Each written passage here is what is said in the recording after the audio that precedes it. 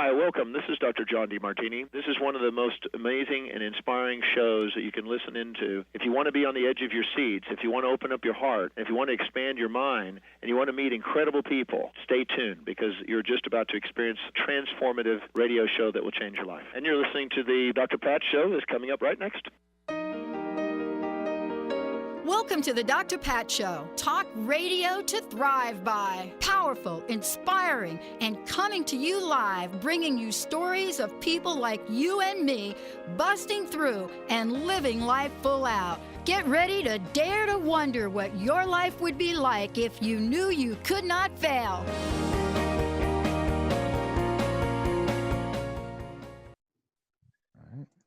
Hello, Dr. Pat. Everybody. How are you? I am great. How are you? Awesome. Thank you for joining me here today. We're going to have some fun. Yes, we are. So we have both producers here, Benny, and I think it might be Zach. Just a little bit of information. Generally, I'm going to come on, say hi to Benny and everybody, introduce you, break it 15, 30, and 45. But if we really get rolling, I might skip one of the breaks. Okay, fair enough. Yeah, my favorite topic. And what is and how? What do you mean? This is my favorite topic, Yeah. whether you call it intuitive intelligence. We'll get into it. Hang tight here, kids. Let's Here we get go. into it. Hey, everybody. Welcome, welcome, welcome. It's so great to have all of you tune us in and turn us on here, whether you're listening to the show from a variety of networks, Transformation Talk Radio, KKNW, or the Transformation Network channel outlets, whatever that is. We want to welcome you. Also, a special welcome to all of our Facebook folks. Thanks for watching us here today. Benny, how you doing? I'm doing awesome. Thanks, Pat. Welcome back for another hour. Yep, another nail biter yesterday. Always. Yep, another nail biter. Just saying right there. Your ping pong match, I'm sure. That's what you're my speaking ping of. Yes, pong of course. match. Yeah, that's what I assumed too. Yeah. Mhm. Actually, my ping pong play is directly related to my guest's book, topic, probably, how should I say it?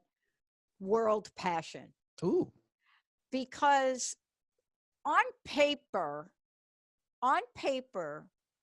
me personally, I should not beat some of the people I beat. So if on paper that's true, right? And you look at my rating and you do this, on paper, not only should I not do that, but on paper, I shouldn't be doing what I'm doing for a living either. And so the question comes up, especially if you're a less than average height quarterback like Mr. Wilson, why is it that you get to do some of the things you do in an extraordinary way? But this is the thing for me.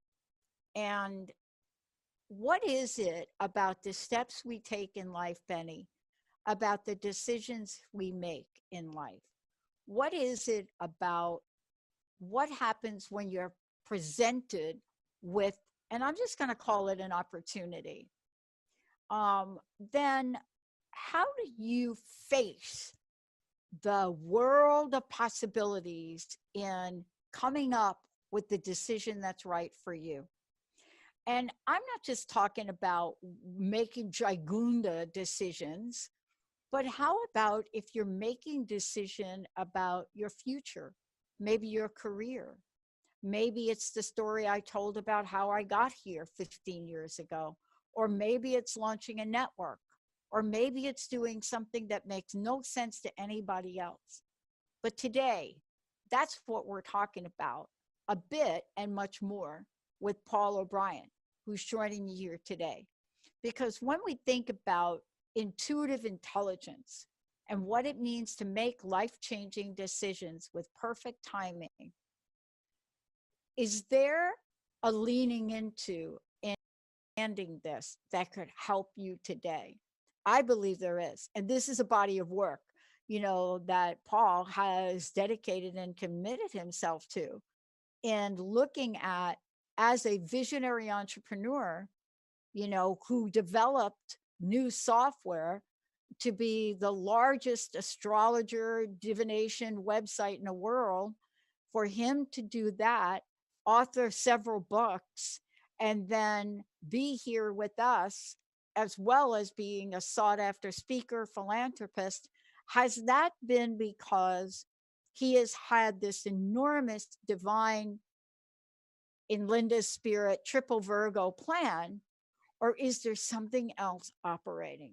Well, today we're going to hear about that, because I think for me, when I think about where I am today and where we're going and the messaging we're doing and the software we are developing, when I think about all of that, people always ask me, what is driving you? How do you decide these things?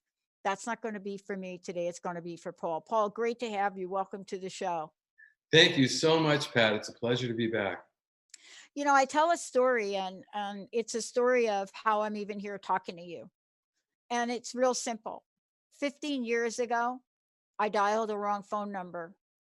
And within 10 minutes, I pulled out a credit card and I bought 13 weeks, 1 hour a week on an internet only show in 2003. Wow. You were way ahead of your time. But people, my friends wanted to literally have me committed. They're like, you can't be doing that. I mean, look, you just spent 10 years on a degree and now you're doing what? So I want to ask you, what kinds of things have you had to move beyond the popular, let's say, the popular assessment of what you should do and how you do it to bring you to this very moment? That is such a great question that I think all of us can ask ourselves. And when you talk about something like that, that's what we would call a synchronicity. There are no accidents. Things happen according to some kind of plan. You can think of it as a divine plan or a higher order plan. And we don't have to know what the plan is as long as we're sensitive to the signals and willing to step outside the box. And that's what you did. And that's kind of my story too, because I got into software. How did I go against the grain? Yeah. I had a National Merit Scholarship and California State Scholarship, and I was destined to go to college and be an academic success. And I was voted most likely to succeed. And I actually dropped out of college my sophomore year. And because with all of those scholarships, I couldn't get any money because the state of California said my father had enough money, and I was working my way through college. And I was so disillusioned by education. I came to the conclusion that school is the slowest way to learn anything. And I dropped out. And I had a friend who worked at a computer center. There were two things that happened during that period of my life that I became fascinated with. Now, how do you account for these things? How did Russell Wilson become fascinated with being a quarterback? I mean, it's the same kind of thing. Or you becoming such a profound broadcaster, and thank you very much for what you do. Not just for having me on, but just your show in general. I just really appreciate it. I want to speak on behalf of humanity for a second here and say, thank you, Pat, for bringing what you're bringing to the world. And how do you account for that? How do we account for these predilections or these preordained tendencies? So like in my case, I boil it down to what fascinated me in my student stage of life. And so when I was in college, I became fascinated by two things. I was fascinated by this thing called the I Ching, or I Ching. It's an ancient book. It's a 3,000-year-old Chinese book, but it's more than a book. It's a divination system. What's a divination system? Well, it's like tarot cards. It's a way to use a set of archetypes in order to get some feedback from the universe about whatever's on your mind.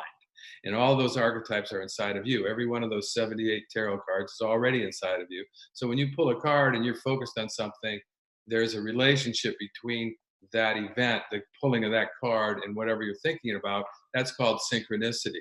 So it's where synchronicity principle operates on a set of archetypes. That's how a divination system works. And I became introduced to the I Ching when I was 19 by this co-ed at Cal Berkeley And I just thought she was the cutest thing. And I was going to go along with whatever game she wanted to play. And she was showing me this. And I thought, well, okay, it's some kind of fortune telling game or something.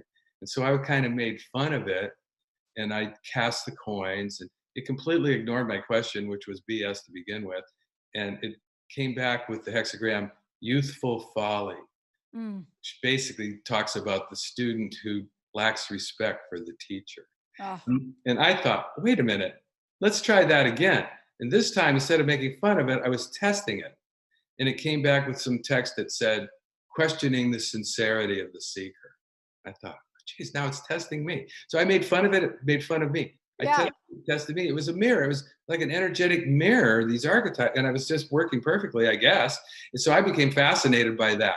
And I studied that and used it for the rest of my life as just another input whenever I had a problem that logic can't handle. And that's what we're talking about here, is making these decisions that everybody thinks is crazy, but for some reason it rings true for you. And so you just need another. So the I Ching is kind of a tool for developing intuitive intelligence, which I talk about in my book entitled Intuitive Intelligence. There's a chapter on divination and the I Ching in there. So I became fascinated by the I Ching. And then I became fascinated by software. And I had a friend who worked at a computer center, and there was this computer that take up half this room and had humongous mag tapes and a tiny little oscilloscope as a monitor. And we would go in there and play this game that he had downloaded from MIT using ARPANET, which was the very first version of the internet. And I became fascinated by software at that moment. And I decided, I got to get in this. This is the early 70s. I said, I got to learn about this because somebody wrote some code that delivered this immersive experience. And I go, wow, that's phenomenal. I don't really care about gaming. I've never been a gamer really to any great extent. But the idea that somebody could write some code that deliver an experience, I started having visions of multimedia in 20 years before CD-ROMs even came out. So I got into the software business as a secretary for that computer center because I could type. That was the skill I had. So, I found that being a secretary is actually a very useful position. You learn everything. And I started taking over, taking the phone calls for the boss. And then I started closing deals for the boss. And that launched my career as a software marketing specialist. But I didn't really care that much about sales and marketing, although I got a lot of core competencies out of doing that for the next 15 years. And I became an executive for a high-tech company. But I wasn't happy. I was making a lot of money. I was on a career track, but I wasn't happy. I wasn't getting fulfillment from selling data communication software. It was very sterile. And so I found myself using the I Ching more often just to get along at work because it was a horrible culture. And one day a light bulb went off and I said, geez, I wish I could do this on my computer. And this was the late 80s. And we actually had Macintoshes by then. Yeah. And it was a graphical computer. So then I spent my entire life savings creating a prototype of what turned out to be the world's first I Ching software. In fact, the world's first divination software of any kind. Uh-huh. And I became an entrepreneur. Yeah. And everybody thought I was nuts. So it's very similar to what you're saying. Everybody thought I was crazy. I left a high-paying position on a fast-track career to pursue something more meaningful. So I left money for meaning. And that's my story. And that's what I wrote the book about, how to find meaning, how to define success for yourself in terms of what's meaningful for you, and then how to make the right decisions at the right time that take you in that direction that's going to be more fulfilling, that's going to be more heart-driven than ego-driven. So I've just given you a mouthful of an answer there. No, that's a great answer, because what it really ties back into in the book, and what you talk about in the book, is something that I grabbed onto right away. Is when people ask me to for lack of a better phrase, tell my story, so to speak. I used to tell it in a very linear way, right? And I'm reading your book and I realize, wow, this is why I don't tell my story in a linear way or a chronological way, because, synchronicity doesn't operate in that way, or at least my experience of it is, and in your book as well. But to explain it to folks, I have found that it's easier to lay it out in a way that makes sense. Right. I was recently asked to write a foreword for somebody else's book, and it was about a life event, and one life event in my life. And I talked about my mom's death, her suicide, but that wasn't what I talked about. I talked about the divine alignment of a series of events in my life, especially around my stepmom, that had my mom not passed away, I would have never had the experience of my stepmom. And what I learned from my stepmom was a number of different things, but two things in particular. Don't quit and trust your inner sense. Now, she wouldn't say it that way. She had a real Southern drawl, and she would say it in her own way. But those two things became sort of the hallmark for my life. Time goes on, though, right? And here we are talking about the brilliant way you've outlined this in a visionary decision making system that I think if people could read this book or could understand in their own way what you and I are talking about today, their lives, my opinion, would change drastically immediately. Immediately. Well, that's my hope. You know, the book is part memoir, but it's mostly a how-to book about Yeah. this visionary decision-making process. And which really the hardest part of it is activating intuition when you need it the most. Because when we need it the most is when it's the hardest to get. It's like getting a loan from the bank. Why is that though? Let's talk about why that is though, because this is really key. It is like getting a loan from the bank, right? You know, you can get a loan from the bank when you really don't need it, but when you really do need it, right? And you're kind of at the edge of something, Right. then you get the loan at 52% interest. Yeah. Well, the reason it's so hard to access intuition when you need it the most is because when you need it the most, you're usually stressed out and Totally. you're under the thrall of strong emotions of fear and maybe greed a little bit or just some infatuation or just some really strong feeling. And that is the intuition never shows up. I mean, it's basically blocked by strong emotional stuff that's going on. It's also hard to perceive because of all the mental chatter that's going on in our brain. So it's basically noise in the system.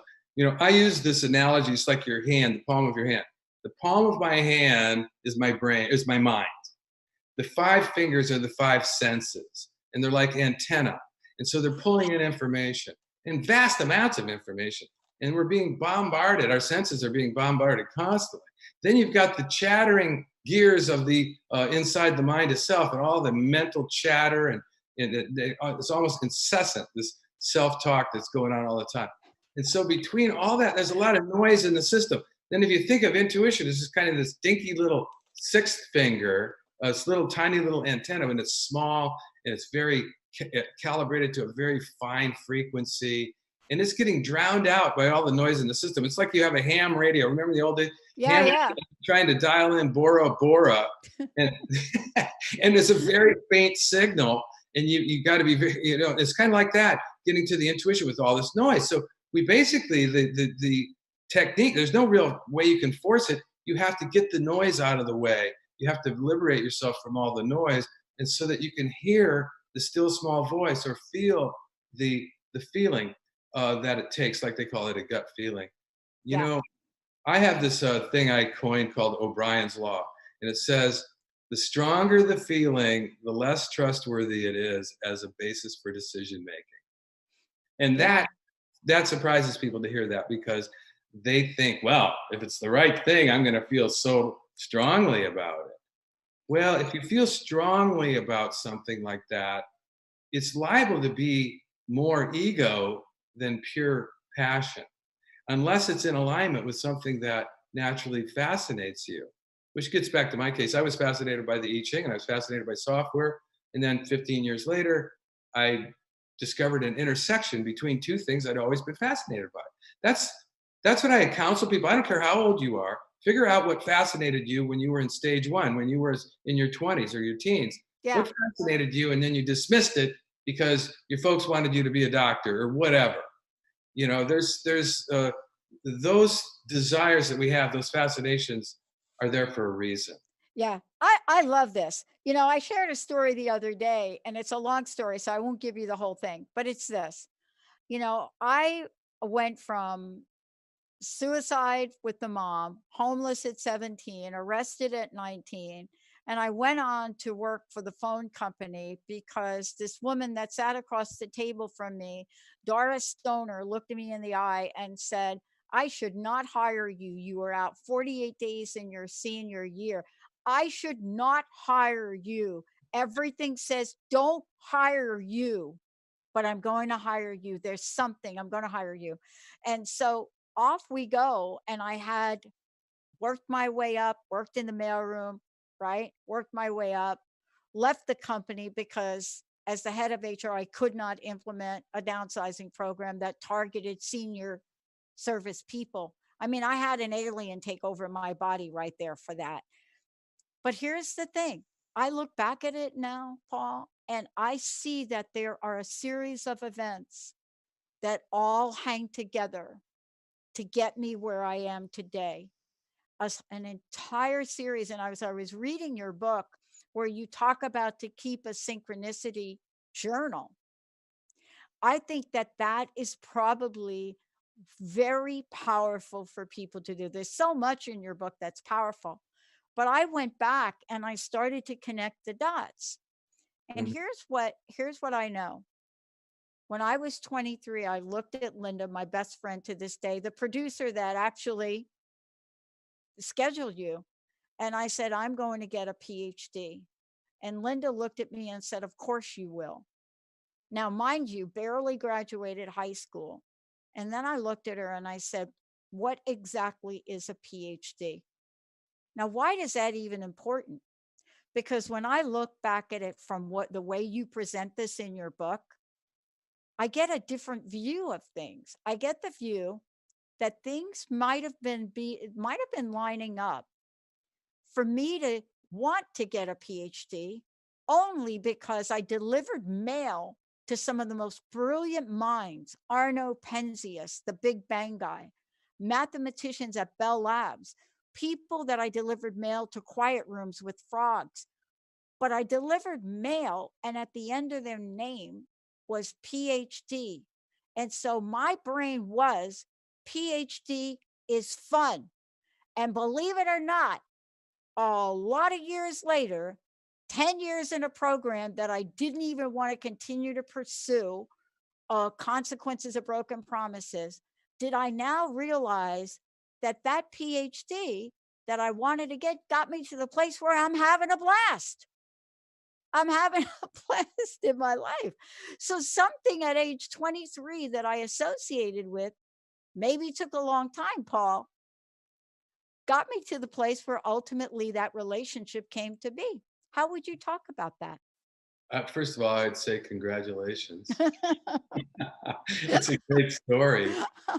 You know, I mean, you were, you know, this talks to the whole issue of desires and the importance of desires. And I talk about this in the book about how to manifest your heartfelt desires. Yeah. And, you know, a lot of people feel guilty about having desires. I was brought up to feel guilty about having wants and needs because it was terribly inconvenient for my parents. Yeah. And it was selfish. And so it's taken me a long time to liberate myself from that kind of inhibition and allow myself to honor my wants and needs. And the word desire, you know, like a lot of people interpret Buddhism, and I really love Buddhism a lot. It's so psychologically sophisticated. Yeah. And there's the Four Noble Truths. And the first noble truth is that life is imbued with suffering.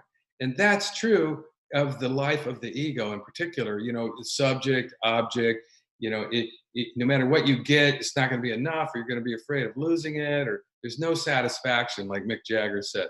And that's the first noble truth. The second noble truth is usually translated as the cause of the suffering is desire. And that's not true. That's a mistranslation. The cause of suffering is craving. The cause of suffering is addiction. So that's like desire coupled with an emotional demand. And that's a whole different order of desire. If we didn't have desires, you'd never have any incentive to do anything. You'd never have the desire to become enlightened, for instance. So, or successful or anything. So desire sort of, it comes from the word desiderius, from the stars, sidereal. And that's like from above. It's like a light from above. It's like a lodestar. And so our desires are important, and it's important that we honor them no matter how late in life. I mean, you know, I'm a late bloomer. I think there's no end to the self-discovery process. And a lot of times self-discovery at an older age in life is just basically revisiting some of the things that fascinated you at a younger age and giving them some credence. Yeah. And this is really when we come back from break, I want you to take us on a journey, because I think this is brilliant.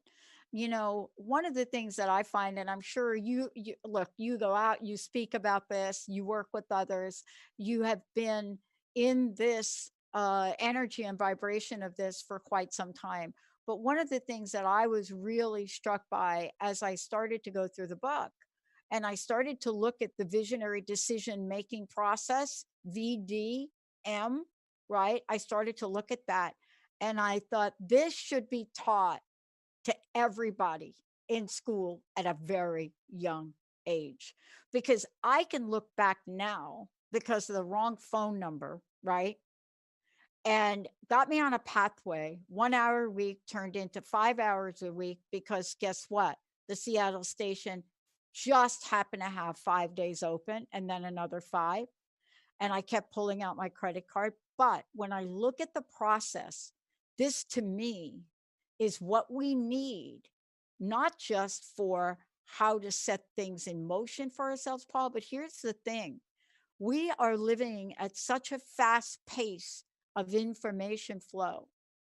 I, like you, was introduced to software at a very early age, and I didn't even know what it was. Honest to goodness, when they said software, I thought it was like some kind of soft ice cream thing. It was just that. I mean, I was so like ignorant. When we come back, I would love for you to take us on this journey of not just what you discovered, but I think the essential for what we need to thrive in a data intense world. Let's take a short break, everybody. I have loved this book. I love this book. I wish they had a little mini like I Ching version that you could pop in your pocket and stuff. When we come back, it's going to be, you got it? Yeah, there's an app. All right. When we come back, okay. Of course there has to be an app. Thank you. We'll be right back.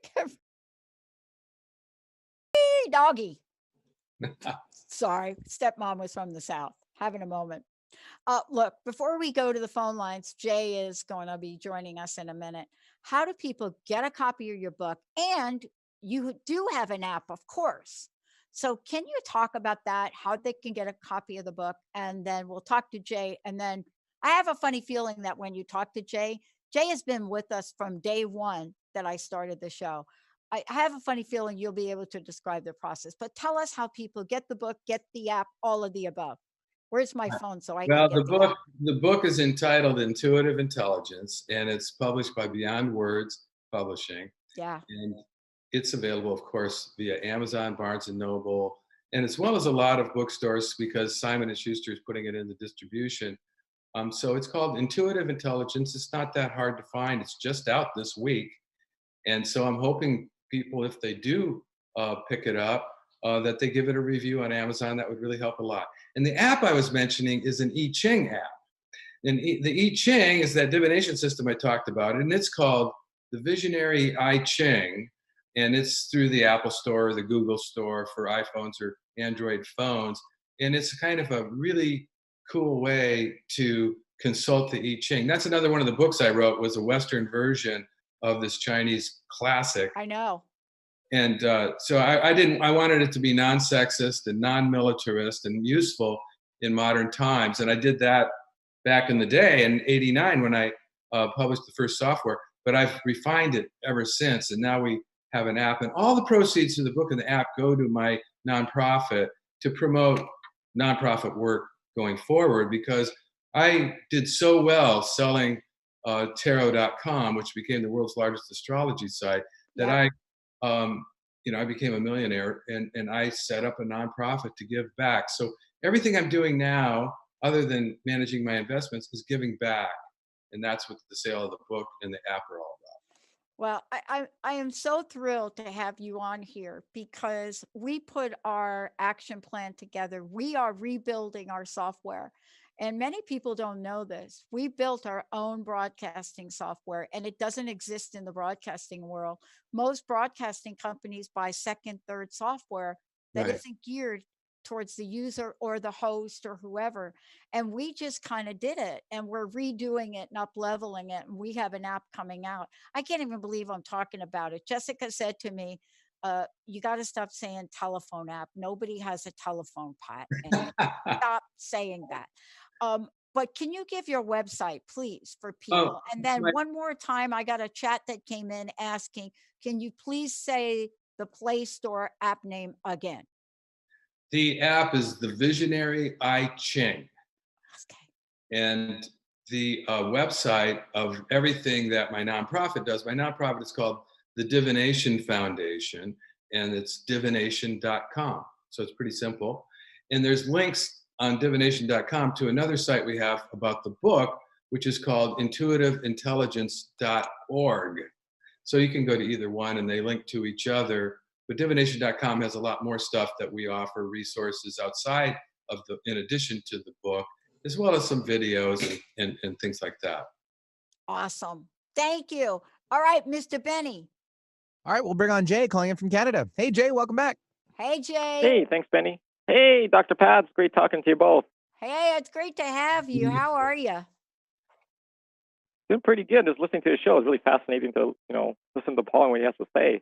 But I do have a question for Paul, and it's kind of like when we and maybe you, Dr. Pat, too, is like when we get onto the spiritual path and open our eyes to what is the possibilities of things, that we can get stuck in our, I don't know, not beliefs, but the mindset. We have to eradicate almost anything that blocked us before, like, past life stuff or this and that, beliefs from our parents and things like that, that we can really get stuck and bogged down in progressing forward in our spiritual aspects of ourselves. I just wondered, you can take course after course and course, but I just wondered what your thoughts about that is.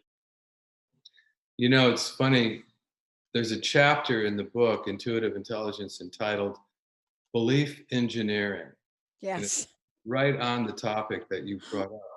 And in that chapter, I explain how, just like you said, how powerful our beliefs are, usually more in a negative way than a supportive way, because most people, what they believe or the beliefs that they cling to are whatever they adopted from their parents, whatever they were taught to believe at age 4 or 5 when they were young children, and they've just stuck with that their whole life. And that includes things called core beliefs, which are subconscious beliefs. Like, for instance, I had a core belief until I was about 30, where it went like this: that I have to be perfect in order to be lovable.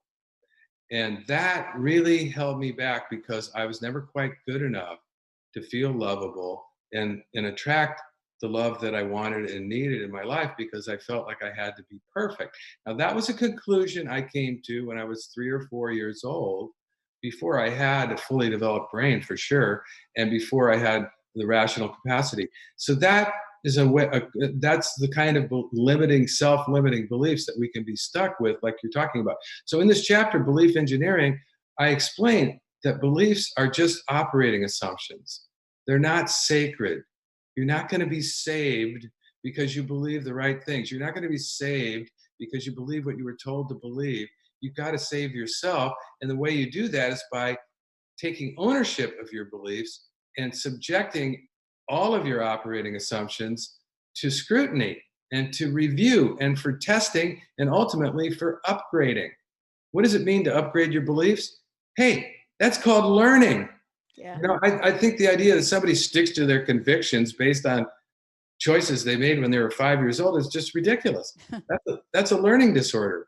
So we have to learn to upgrade our beliefs instead of just defending them all the time because, you know, that's what we've always believed. So it's a very good point. That's why I devoted a whole chapter to it on how to do that, on how to demystify our beliefs. Is they're not sacred.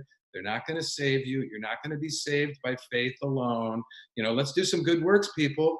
So this is an important point. It's such an important point to not get stuck in the ruts of belief systems. Yeah. Jay, what do you think of that? I think that's great because I can take course after course and trying to figure out this and that, and then we just get stuck more deeper into it. So, you know, I say ultimately, it doesn't really matter what you believe unless it's useful. You know, I think we should choose beliefs that are useful for us, not the ones that we feel like we have to defend as being absolutely true, because we don't have a handle on absolute truth. You know, everything is provisional. Everything is subject to review and testing and upgrading forever. We're going to keep learning forever if we're open to it. So I think that's just so important to maintain an open mind and realize that it doesn't ultimately matter what you believe. Beliefs are important. I mean, if I don't believe that I can get up and walk across the room, guess what? I can't. Yeah, right. I lock up. I mean, beliefs are important. Operating assumptions are important, but we want to make sure that they're in alignment with who we are, with what we care about, and we take ownership. That's the adult way to do it, rather than just clinging to the beliefs that we were taught and then sometimes defending them with our life. Yeah. We've got to stop doing that. Can I ask a question? I think, Jay, this may be related. You talk in the book about timing, and I want to have a conversation about timing with you. Right. You know, great timing, no timing, timing is everything, all of the phrases about it. You know, you got to wait for the right moment to say the right thing or not say it. Yeah. But yet, there's not the blueprint that you talk about or you lay out for us in the visionary decision making process, right? There's just a bunch of phrases that people throw at you when you're growing up, and then if you're lucky, you figure them out. It's like a hit and miss. Tell us a little bit about your perspective of timing, because one of these beliefs that perhaps we carry with us from our family or from something else, you know, it may be something like, you know what, not in this lifetime. You're never going to achieve that in this lifetime. Can you talk about timing? Well, that's a limiting belief. Yeah. Yes, it is. Timing is the holy grail. Timing is the hardest thing. And it's, in a way, it's the most important thing because it's the hardest thing.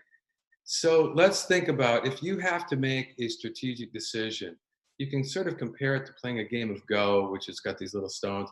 It's an ancient Chinese game, or playing a game of chess. You know, if you're going to make a strategic decision, there's two questions that you have to answer, and I devote a chapter to each one of them in the book. The first one is the what question. So the what question is, what is the next best move I could make? Now, in some games, you know, like Go, the interesting thing about the game of Go, and why I like to use it as an example, is because at any point in the game, there's a number of moves that are equally good, but they might represent a different long-term strategy. So you decide, what's the next best move for me to make? And then you decide the when question, which is, and when should I make it? And it's kind of like you use the example of, when should I have that talk? When should I say this thing that somebody could benefit from hearing? Because that's so important. You know, the Buddha said, if you have something to say that's true but not helpful, don't say it. If you have something to say that's helpful but not true, don't say it. If you have something to say that's both true and helpful, well, then you can say it, but wait for the right time. So that's the timing thing. So how do we learn timing? Well, you know, the what question, logic can help with that. And I've got a whole logic system in the book that's much better than pros and cons. And I won't go into detail right now, but there's a chapter on how to use logic. It's a very simple system, but it's very effective. And it helps us narrow down what our reasonable choices are, or what our possible choices are. And then the second question, the when question, and the reason it's so tricky is because It's 100% intuitive. So there's really no formula for perfect timing. If there was, people would be, winning the lottery all the time or having success left and right. There's no formula for it, but there is a capacity for it that's cultivated by cultivating intuitive intelligence. So we have to learn to become more intuitive. How do we do that? We notice synchronicities.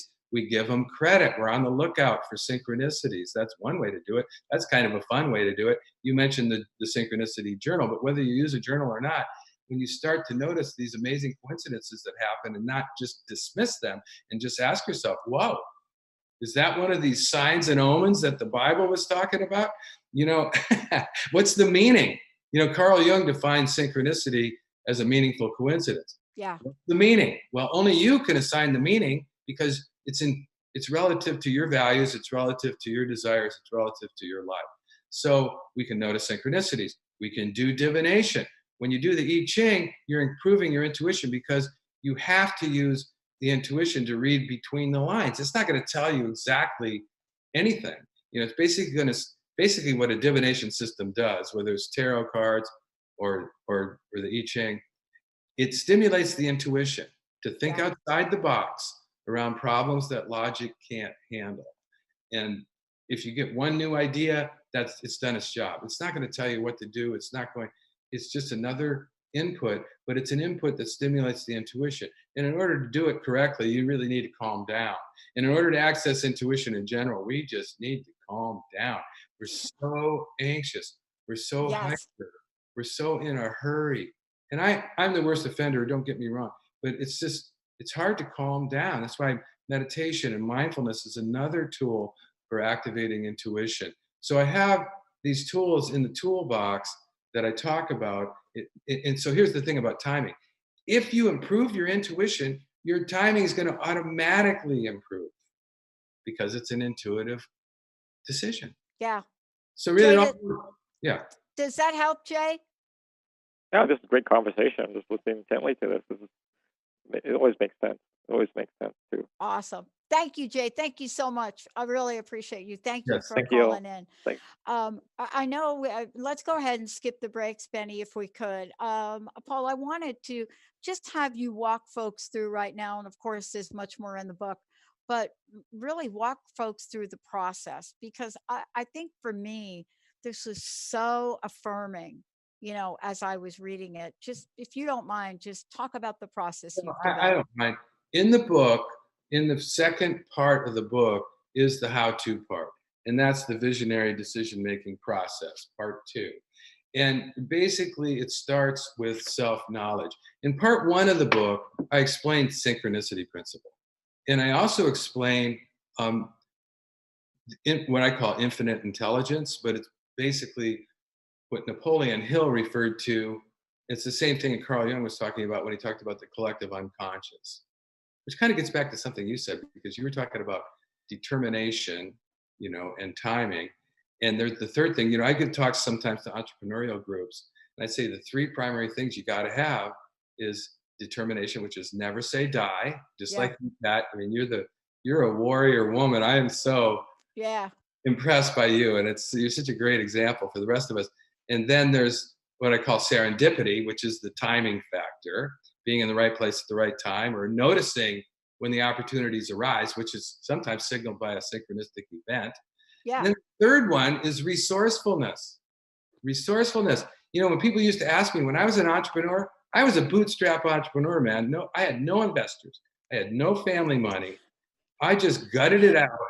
And I basically starved for 13 years before I got the deal with AOL that made the company, my online company, became the world's largest astrology website because we were serving all of AOL horoscopes and then all of Yahoo horoscopes. So, but for 13 years, I was barely keeping it together. I had determination like crazy because I was following my fascinations. I know. And I had good intuitive skills because I had been using the I Ching my whole adult life.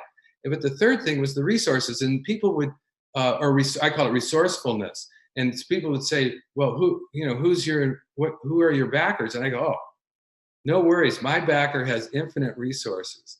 And so I talk about that in the first part of the book, about the fact that you can tap in to this source of limitless creativity and inspiration, which I call infinite intelligence, through the use of that intuitive antenna again. And so that all leads up to self-knowledge, which is self-discovery, which is the first step of the visionary decision-making process. Hey, let's figure out, who am I? What do I love to do? What am I fascinated by? And let's key in on that, because it's probably going to be the intersection of two things that you're fascinated by that's going to lead to some creative breakthrough for you, or some fulfilling breakthrough, even if it isn't a day job. You know, I tell people, don't disparage your day job. Right. Day job's a pretty good thing to have. Yep. You know, I mean, everybody has a day job. My day job now is to pay my taxes and to manage my investments, which isn't taking up a lot of my time. And then I run the Divination Foundation, but that's kind of just a work of love. I don't get paid for that. Yep. But, you know, a day job is a good thing. As long as you're not causing any harm, honor your day job. I learned a lot of skills in my day job. When I was a marketing guy in the software industry, I became a direct mail specialist, and I learned how to do direct marketing. Well, when email and web pages came along, that was a direct marketing wet dream. But I was basically motivated by the content. I was motivated by the fact that I wanted to propagate these spiritual experiences using technology. That was what excited me. But I had these skills. I had this core competency in direct marketing. I was sending 6 million emails a week. You know, we had 10 million members. By the time I sold the company, it had 10 million registered members.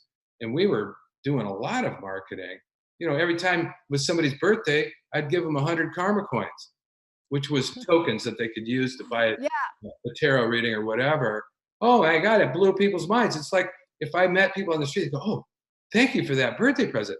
But I knew how to send them an email, a personal email on their birthday, because we knew everybody's birthday because it was astrology, stuff like that. So my day job did me a world of good.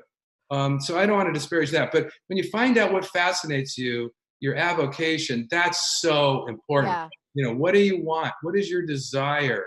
You know, and then I've got a whole thing in the book. I've got a creative manifestation meditation in Appendix A, which is all about attracting. It's kind of like leveraging the law of attraction. Yeah. And then going beyond it. And the last step is making decisions and making the right moves at the right time. So there's that. And then I get into using mindfulness exercises to increase your intuitive sensitivity, and also to quiet all the noise coming in the system. So important. I'm telling you, I by the time I got to the appendix of your book, this is one of the few books that I've gotten a hold of where the appendix, okay, this is not an insult, this is like a compliment, where the appendix was actually equal to, if not better than, the book itself in a lot of ways. Wow. And I was like all over this. Look, we got 3 minutes left, but here's what I want to say. You're showing up in my life just right at the right time. Because as we move forward, we're getting ready to launch a crowdfunding campaign on two things, but to accelerate our technology platform and our AI app. Of course, you know, we're doing this in the world we live in. But there was a moment in time where I started to second guess myself, because I was in front of, what do you want to call them? A number of people, backers, or whatever the language is, right? Right. Nervous investors. Yeah.